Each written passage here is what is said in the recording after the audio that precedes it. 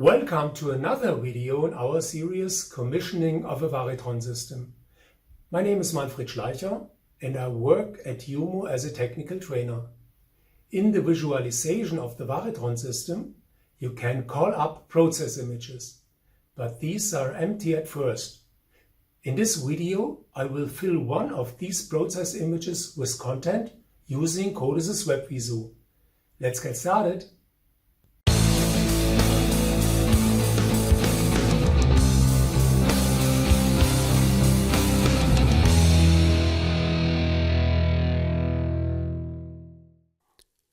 To begin with, I'll show you what I have in mind. In the template, you can navigate to different process screens, and I will show you how to create this visualization in the first process screen. The visualization is used to control a regulator. You can use the slide switch to toggle between two set points. The user is shown the function of the slide switch via a tooltip. The actual value is displayed in the visualization. I use the first set point and change it. As soon as the control deviation is greater than 1 Kelvin, it is displayed as a bar graph. To activate the controller, I turn this rotary switch. The controller activates the heating and regulates the actual value to the set point.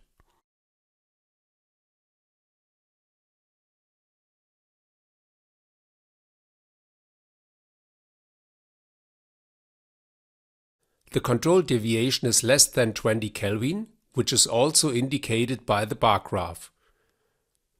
If the control deviation is less than 5 Kelvin, the bar graph changes color.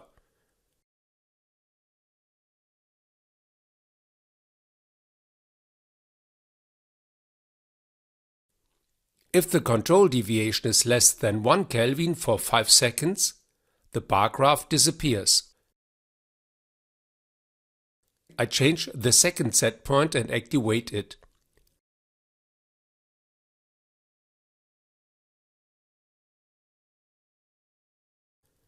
Pressing this button takes me to the controller screen. The controller works with the specified set point. And now I'll show you how to create this small project in Smartware Setup and in CODESYS. I am in the CODESYS. Each process screen corresponds to a visualization. You can access process screen 1 or its visualization here. This is the workspace of your visualization where you have to place your objects. There is a rectangle above the entire workspace, which I can use for a color change, for example.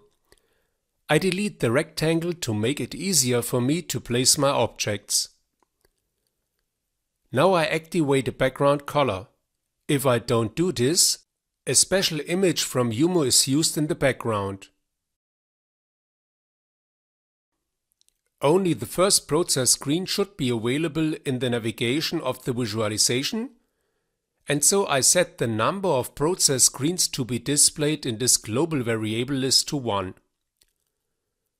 Process screen 1 should be displayed under the name Regulator Control in the visualization.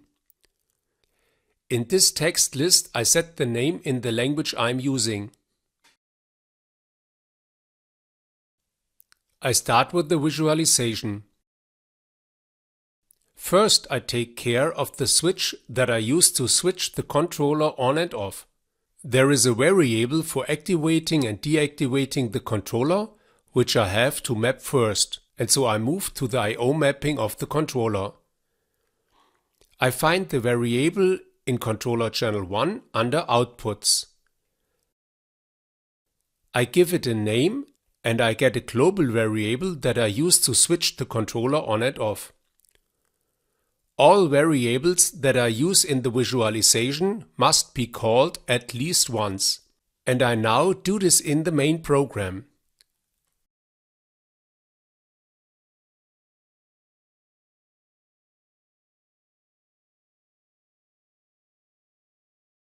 Next I place the switch in the visualization. I can find all the objects that CODESYS makes available to me In the visualization toolbox, I find the switch under Lamps, Switches, Bitmaps and place it on my workspace. Once an object has been selected, the Properties tab is available for it. Under Variable, I specify which variable I want to control with the switch, and here I select my variable. Now I place a red ellipse behind the switch. I will hide the ellipse when the controller is deactivated. I can find the ellipse in the toolbox under Basic.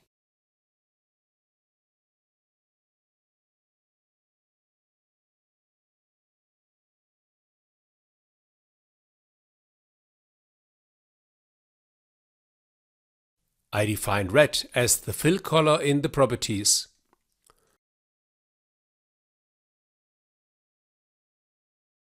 I deactivate the controller with the switch and use this signal to hide the ellipse. I go to Status Variables and enter my variable under Invisible.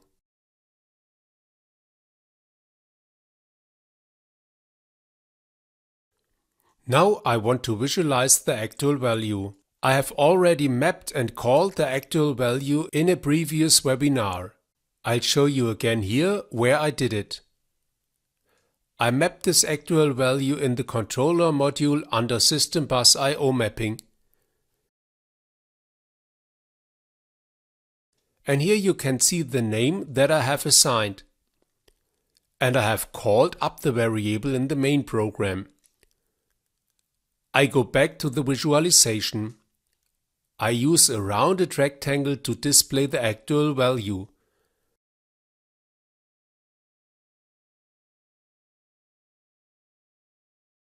Under Properties, I added the fill color of the rounded rectangle.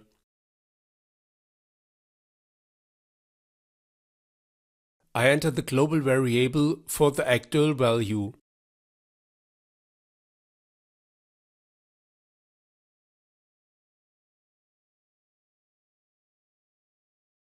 The actual value is a float value.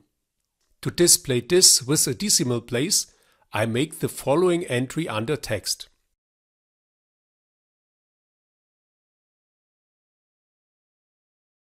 Then I added the text size.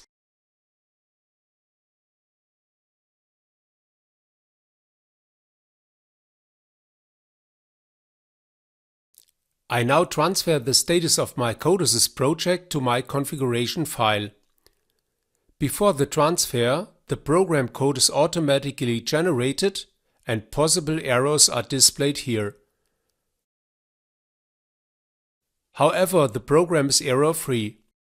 I switch to the configuration program and take over the changes of the CODESYS project under PLC application.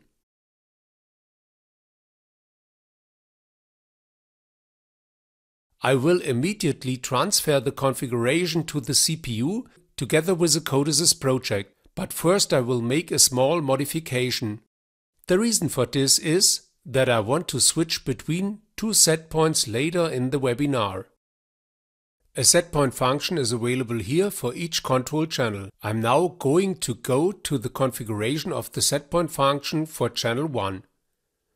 And so I go to Configuration, System Bus, the controller module, setpoint function 1. Here you can see 4 external setpoints. Network variables are provided as sources for the setpoints, and you can write to these network variables from the CODESYS. Because I only need 2 setpoints, I will only use the first and the second external setpoint. You can switch between the setpoints using setpoint switching 1 and 2. This switchover is binary coded. Network variables are again selected as the source by default, which you can write to from the CODESYS. I will only switch between the first and the second setpoint later, and therefore I will only describe the variable changeover 1 from the CODESYS later.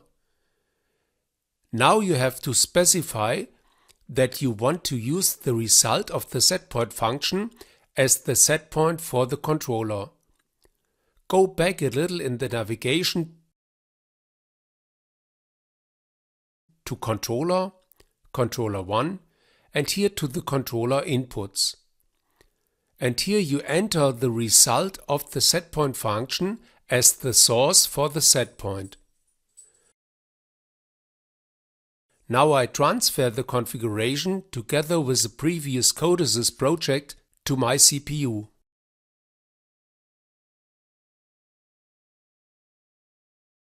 I change to the browser and call up the visualization.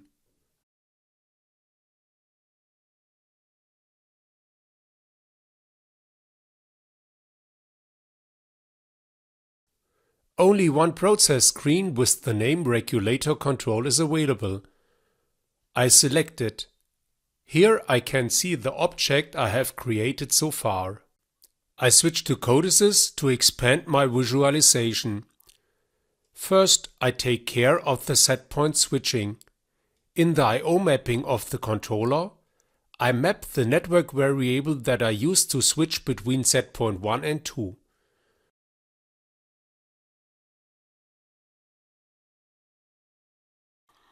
And now I map the two variables that are defined as the source for the two external setpoints. I find the variables under Analog Outputs, and here is the external setpoint 1. As I am only interested in the numerical value, I map here under Value. I proceed in the same way with external setpoint 2. I call up the three variables in the main program.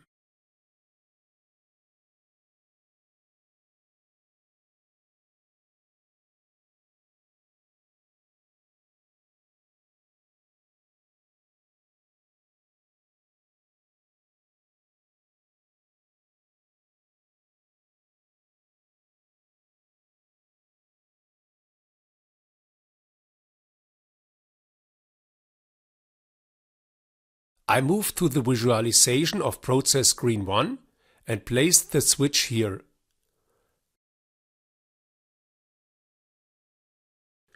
I specify that I want to use the switch to control the variable for the setpoint switchover. Next, I create the two objects for the setpoint specification. I use the object for the actual value display as a template.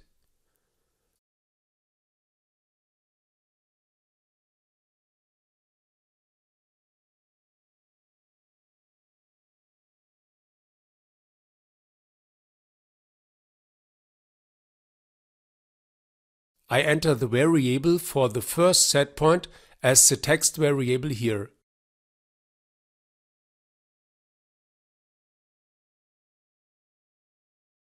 I want to write the variable, so I go to Input Configuration here. After a mouse click, I want to define the variable. I want to specify the value numerically and not with a keypad, for example. And the value input should be limited to 0 to 200. I now use this object as a template for specifying the second setpoint. I need the configuration in the same way. However, I have to specify the variable for setpoint 2 as the variable to be controlled.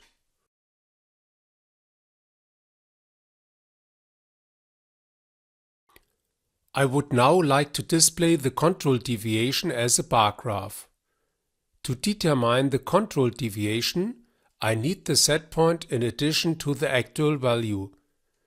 And I now map the setpoint in System Bus I/O mapping from the controller. This is the setpoint from controller channel 1. The setpoint is an input signal. And here I map the setpoint.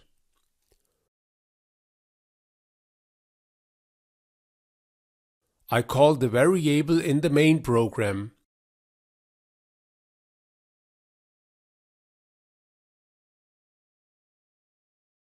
I will determine the control deviation in a moment. However, I have to assign the result of the control deviation to a global variable, which I can define in the global variable list GVLOEM.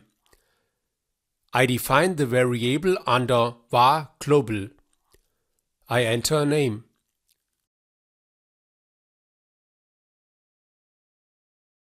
This is a real variable, and I end with a semicolon. I now extend the main program to calculate the control deviation. I start with the target, which is the variable for the control deviation. I have to specify the variable of the global variable list with the global variable name. The easiest thing to do here is to use the input assistant as an add. I started with the F2 function key. I enter the variable name in the text search. And I select the variable. Here you can see that the name of the global variable list appears before the variable name. I continue to write colon and equal sign. I want to determine the control deviation without the sign, so I write ABS for absolute value. I now write setPoint minus actual value in brackets.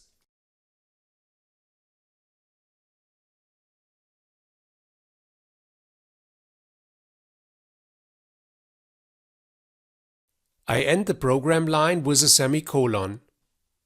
Now I go to the visualization of process screen 1 and create the bar graph for the control deviation. You can obtain a vertical bar graph by stretching it vertically. I enter the variable for the control deviation and again use the input assistant.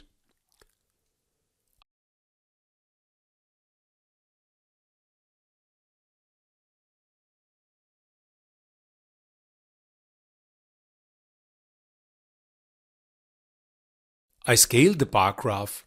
The maximum value is 20.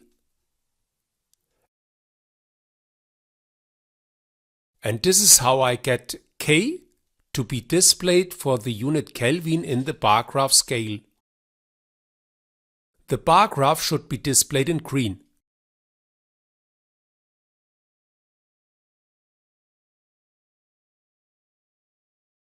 I can achieve that the bar graph is displayed in a different color for a certain value range. Color areas are available for this. I define a new color area.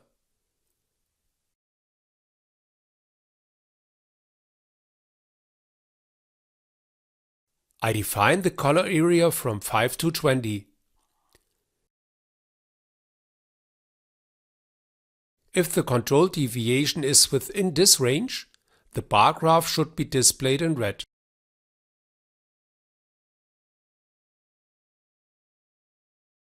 I want the bar graph to be displayed completely in red for control deviations from 5 to 20.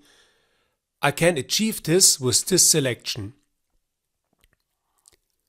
The bar graph should be hidden if the control deviation is less than 1 Kelvin for at least 5 seconds. I can achieve this with the output of a switch-on delay of the TON type. I declare the function block in the global variable list GVLOEM.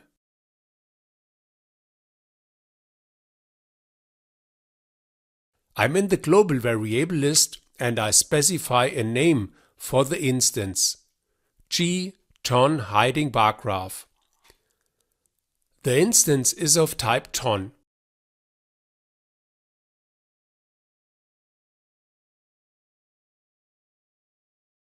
I switch to the main program and call the instance. I use the input assistant by selecting F2 and enter the name of the instance in the text search. I select the instance and get its structure in the main program.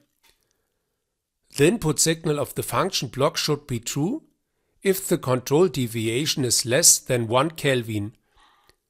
I therefore write control deviation less than 1 as the input signal.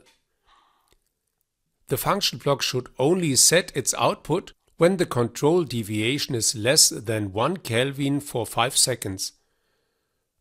I now use the output signal of the instance to hide the bar graph.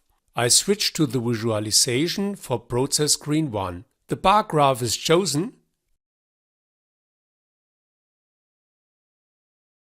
and I enter the output of the instance under the invisible status variable. I use the input assistant. To call up the output, I enter the name of the instance followed by .q. If a user later moves the cursor over this slide switch, the information text setPoint changeover should be displayed. And this is how I set up the tooltip for the slide switch.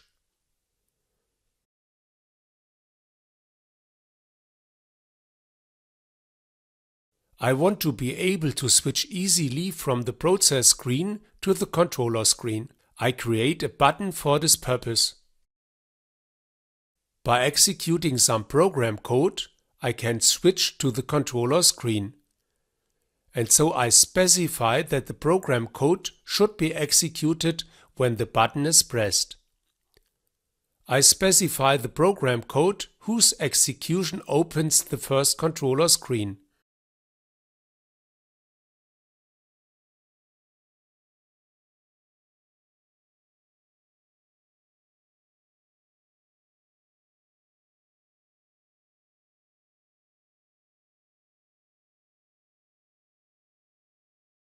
A variable is always expected for the push switch object, which is controlled by this.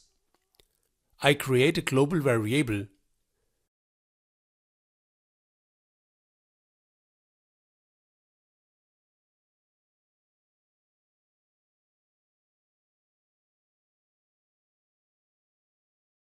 It has no functional significance, but I specify that I control the variable with the push button.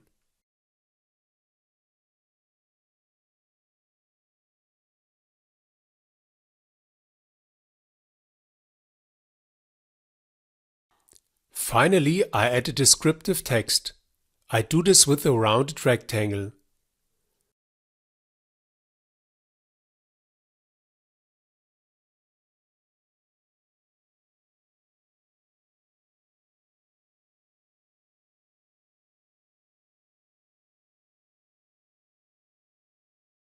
To check the program for errors, I generate the program code.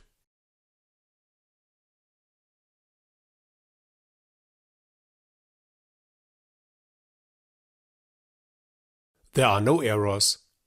I transfer the program from the CODESYS to the CPU.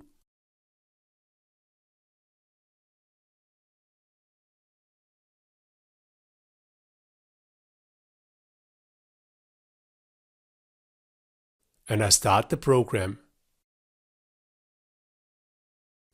Here you can see the result of the visualization again. If you like, you can take another look at the visualization at the beginning of the video.